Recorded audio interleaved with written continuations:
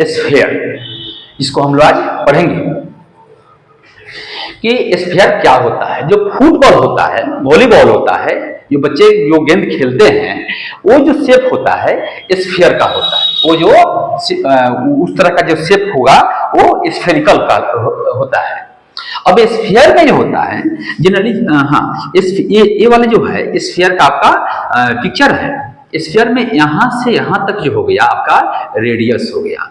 फिर यहां से यदि यहां तक आप जाते हैं तो ये भी क्या हो गया, रेडियस हो गया।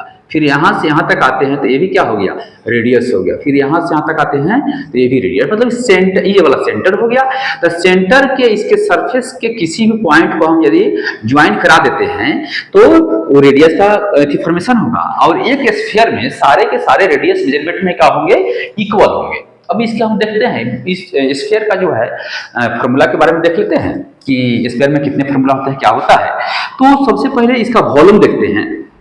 तो वॉल्यूम ऑफ, फर्स्ट जो फॉर्मूला है, volume of sphere equal to होता है 4/3 पाई आर क्यू, म्हणजे रेडियस। पाई एक कितनी है, पाई का जो वैल्यू होता है वो 22/7 और एक और वैल्यू होता है 3.14। पाई का जो वैल्यू होता है 22/7 और 3.14 होता है। तो volume of the sphere equal to होता है 4/3 पाई आर क्यू। दूसरा का होता है इसका सरफेस एरिया। एक गेंद ले लीजिए, एक दूसरे कपड़ा लीजिए, उसको पूरे उस कपड़ा को लपेट दीजिए उस गेंद पर, ये फुटबॉल पर।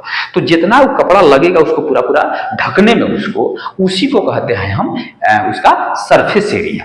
तो सरफेस एरिया ऑफ स्फीयर जो होता है, इसको शॉर्ट में लिख देते हैं, सरफेस एरिया ऑफ स्फीयर जो होता है वो होता है 4 पाई आर स्क्वायर।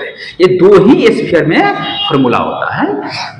एक जो होता है हेमी स्फीयर को अलग होता है, वो वॉल्यूम ऑफ स्फीयर होता है 4/3 पाई आर क्यू, और सरफेस एरिया ऑफ स्फीयर जो होता है हो गया वो 4 पाई आर स्क्वायर होता है। ठीक है।